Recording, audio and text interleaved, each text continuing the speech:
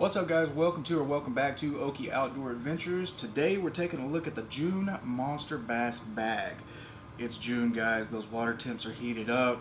Spawn's probably out of the way, at least if you're in the south, probably kicking off doing whatever in the north. But spawn's gone, post-spawn is here. It's topwater season.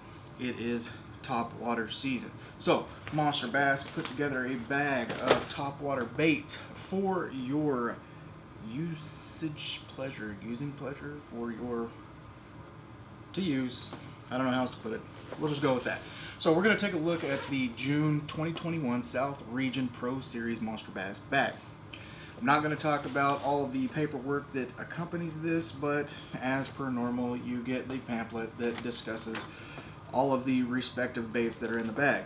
Also, there is something I assume is new. I haven't noticed it before, but they are sharing additional channels that MonsterBass loves. So I would encourage you to take a look at those. The 4 channels that are listed on the back of this pamphlet for June 2021 are all phenomenal guys. I really like the content that each of these folks are putting out. So pretty awesome there.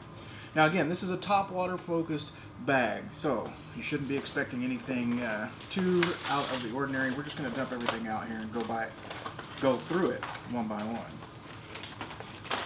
And before Oklahoma's Worst Angler or the OK Fisherman call me out, I'm wearing this shirt because it's like 87 degrees in the house right now, even with the air conditioner running. So I'm not trying to show anything off. I'm just burning up, and it is what it is. But let's get kicked off here. So first up, we're going to look at the Fat Bastard Pyro Pete frog here. This is a 60mm 15-gram frog by Fat Bastard Frogs. You can check them out at fatbastardfrogs.com. Not sure how I feel about the color. It's kind of cool. Yeah, anything with flames or racing stripes has got to be fast. But it's got a nice little pocket to create a cool chug. Those hooks look sharp. I'm not going to open this right now, and I'll explain why at the end of this video. But the paint scheme's cool. Black frogs, always a good color selection in my opinion. Any of those dark colors I really like throwing them. So sticking, we're gonna save those 2 for last, I think, because I really like those. Next up, we've got the Lunker Hunt Yappa Rat. So this is from that Yappa series.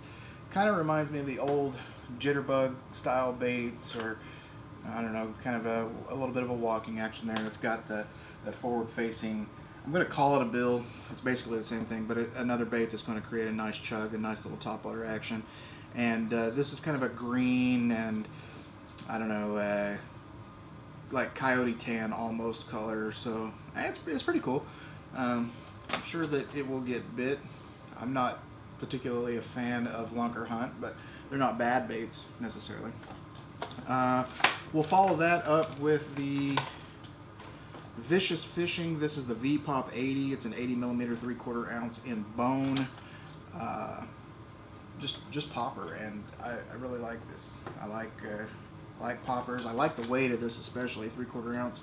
Some of the other poppers that I have are on the lighter side, and with the wind, sometimes it makes casting a little more complicated, but this 3/4 ounce should do a really nice job.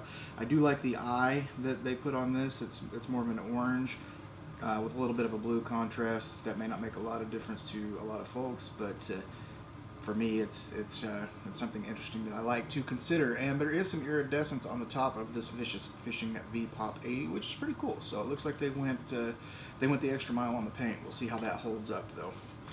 So yeah, there we go, the Vicious Fishing.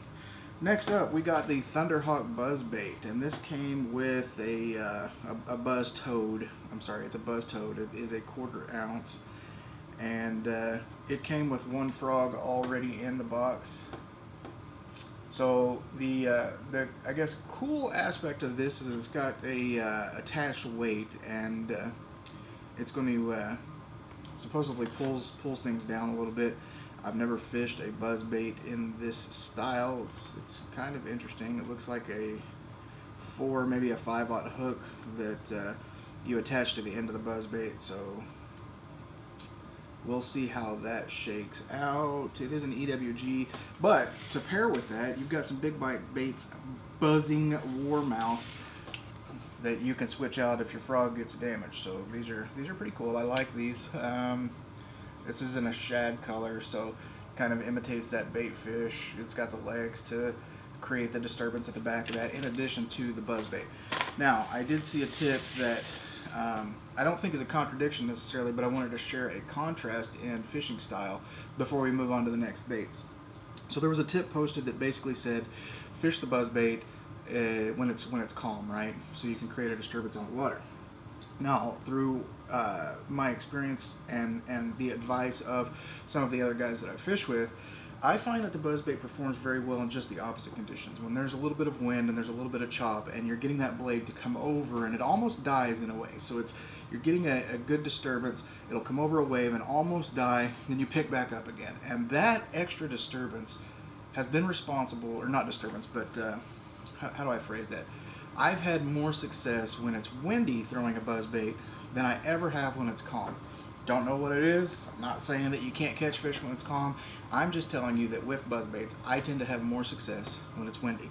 The same applies for any topwater prop bait, at least in my experience. So my whopper ploppers, I've had a lot of success when it was windy and coming over waves. Buzzbaits, obviously. Even my poppers, which it's a little more difficult to work with them when it's windy, depending on the type of line that you're throwing. But my walking baits, same thing. I'm catching them on a pause coming off a wave and just get absolutely smashed. So don't think it only has to be calm to be able to throw the buzzbait. I would encourage you to throw it when it's windy if you're a capable caster. Let's move on. Next up, we have got the ZMan Leapfrog Hollow Body Frog. And this is another popping frog, so you could walk this, pop it 2 3/4 inches, and it's in brown leopard. So I've not ever thrown ZMan frogs. I'm kind of excited to check this one out and see how it goes. If you've thrown ZMan frogs before, let me know what you think. I love their plastics, so I would imagine that it's going to be pretty good. One thing I would like to note is the hooks are pretty low on the body. Again, I'm not taking it out of the package, so I don't know how soft this body is, but I wonder if how low they're in the body will potentially impact hook sets. I don't like modifying my frog hooks. I just don't. I don't like bending my hooks.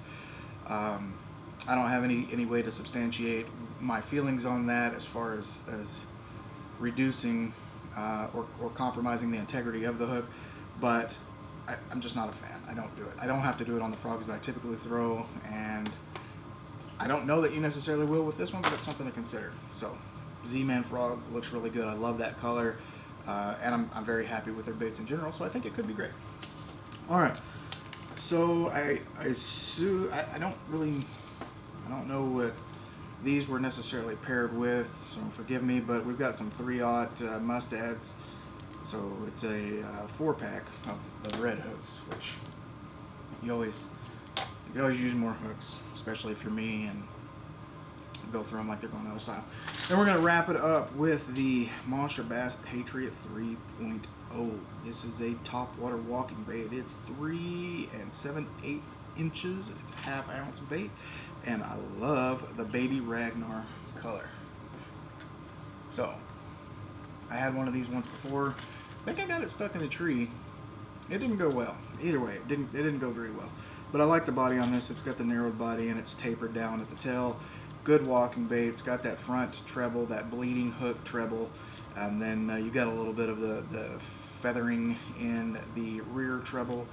So I don't know. I think these are great baits. I've really fallen in love with that spook, that topwater walking bait.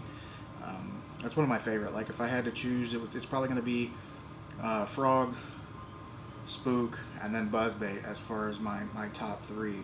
And that could, like, they're so close it could vary just based on the day.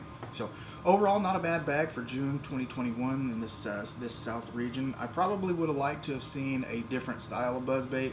I could be wrong. This could be absolutely phenomenal, but I just prefer a different style with some skirting. You could throw that on this one, I suppose, but it's just not my cup of tea. Both of the frogs look good. I'm not sure about Fat Bastards. I've never thrown them, so they could go either way for me. And then really you can't go wrong with a spook or a popper. So overall, really good bag. Let me know what you guys think. Did you get everything that I got in your region? If not, let me know what you did get, what's different, and how you plan to throw this and why. So exciting stuff. If you're not currently a subscriber, make sure you hit that subscribe button. It's always inverted. I don't know which way it's going, or reversed, not inverted.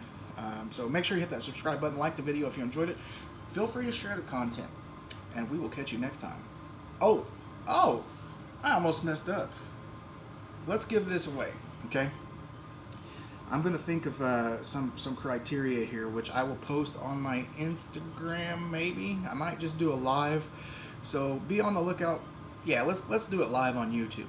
Be on the lookout next week for a live where we will be giving away this June 2021 MonsterBass bag, this top water setup. I'm gonna give away every bait in this bag.